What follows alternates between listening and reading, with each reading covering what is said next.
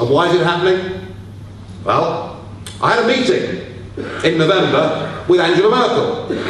7 of us from the European Parliament, the group leaders, and Angela Merkel. And I can tell you, when you meet Angela Merkel in private, she looks even more miserable than she looks in public. Perhaps it was me, I don't know. But I said to her, but Chancellor, surely it would be kinder for the people of Greece to recognise that their only salvation is to get a devalued drachma back. And wouldn't it be better for your taxpayers, who've just spent 20 years paying for Eastern Germany to be reintegrated, wouldn't it be better for them not to sign open blank cheques in perpetuity? Surely we should recognise there's been a mistake made, and we should let Greece go. And Angela Merkel looked at me, no smile was evident, believe you me, and she said, but Mr Farage, we cannot possibly let Greece go, because if she leaves the euro, other countries will want to follow, and that will be the end of our European project. Well, that's what I thought. Yeah, that's rather what I thought. And she's right, you know. She's right. Because once Greece does go, and once Greece gets a big devaluation, the following week, when you're all reading your Sunday supplements, and you see what the price of a Greek holiday is going to be, you're going to be saying in vast numbers, yeah, I'm in, and I promise already personally, I will book a fortnight's holiday in Greece the day they get the drachma back, because that actually is what being good Europeans is all about. Being good Europeans is about wanting to trade with people.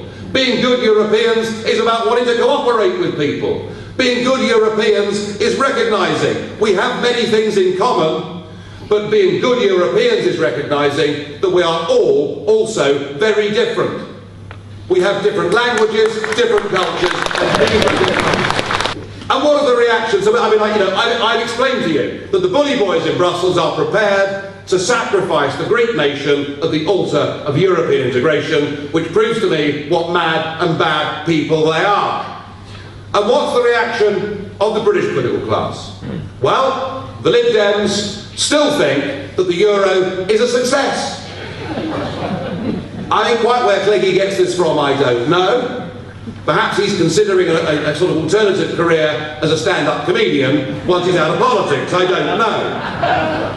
The Labour Party under Miliband are also totally obsessed still with the euro. There are one or two sceptical voices. Ed Balls is sounding slightly more sceptical and talking less nonsense than he often does. And what are the Conservatives? Well, let me tell you where the modern-day Conservative Party stands on Europe, because I saw the most perfect illustration of it in Strasbourg last Wednesday. Last Wednesday, we had a visit from the Italian puppet. Yes, it's not just Greece. Remember that Mr Berlusconi was the elected Prime Minister of Greece. Now, there's a lot we could say about Mr Berlusconi, and perhaps he was past his sell-by date as Prime Minister, I don't know. I personally bear a grudge, Mr Chairman, against him. I'm afraid that he did not invite me to his leaving party, and I'm greatly aggrieved by that. But either way, the time had come for the Italians to have a general election.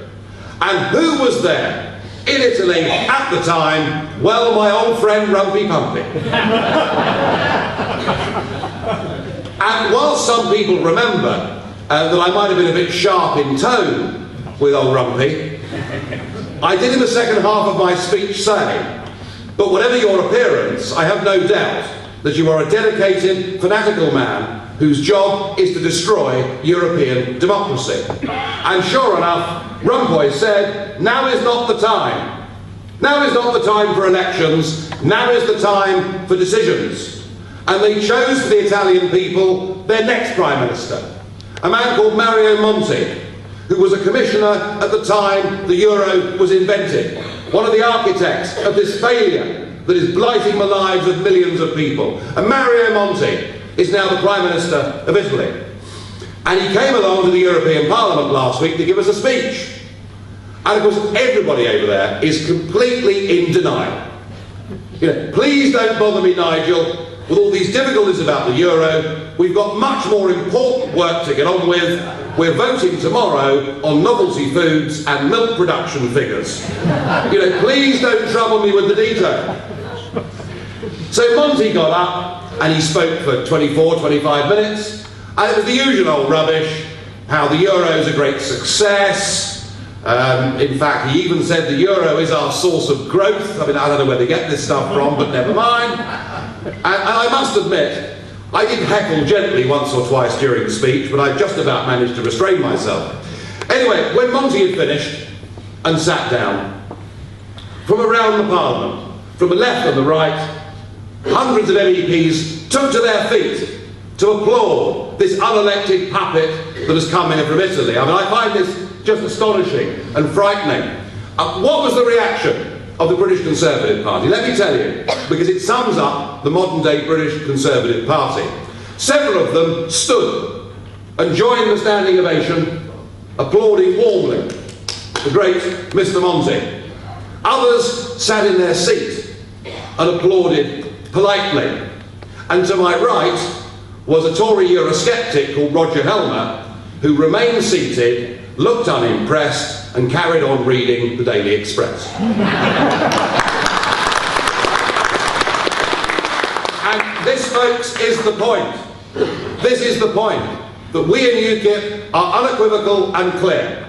We want to divorce ourselves from political union with Europe and to replace it with a genuine free trade agreement, which is what my parents' generation thought they were signing up for back in the 1970s.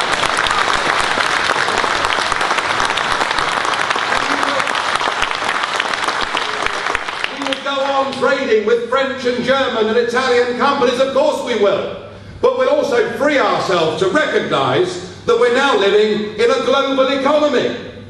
And just being inextricably linked with Europe simply isn't enough. We've got to look as a country to new global horizons and have other trade deals around the world. And it seems to us that a group of countries that have within them 30% of the population of the world, all of whom speak good English, who have common law and a shared sense of history and destiny with us, it seems to us that having a trade deal with the Commonwealth would be a very, very good place to start.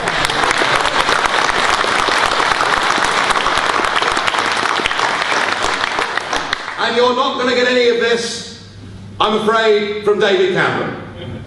Cameron, who incidentally I do think is a genuinely nice person, but as Simon Heffer said in the Daily Mail on Saturday, if you've been used to living off a trust fund, you don't really understand what the real world is all about. And I'm afraid that is the truth of it. That David Cameron is a status quo, consensual figure. This country is in trouble. And a country in trouble needs radical government and radical leadership. And he's made promises. He's made promises to this country that, frankly, he's broken. Remember, in 2007, Cameron wrote in the Sun newspaper, which I know all of you buy every morning, and he wrote in that newspaper, I give you my cast-iron guarantee that if I'm the Prime Minister of this country, there will be a referendum. Not anymore, is there? Not anymore. Not anymore. And the so-called veto before Christmas, frankly, has melted away rather like the snow that briefly fell and settled. Cameron is committed to us being a part of this union. He is dedicated in us not being given a referendum so that we can decide our future. He supports the continued madness of total open borders to the whole of Eastern Europe at a time when youth unemployment in Britain has reached 21%. And we look at all of these things as a party. We draw our support from the right, from the centre, from the left. We're a party that believes in putting the interests of Britain and the British people first. We do so with no malice towards anybody, regardless of age, race, sex, religion or nationality. But we just want our country back. We just want our democracy back.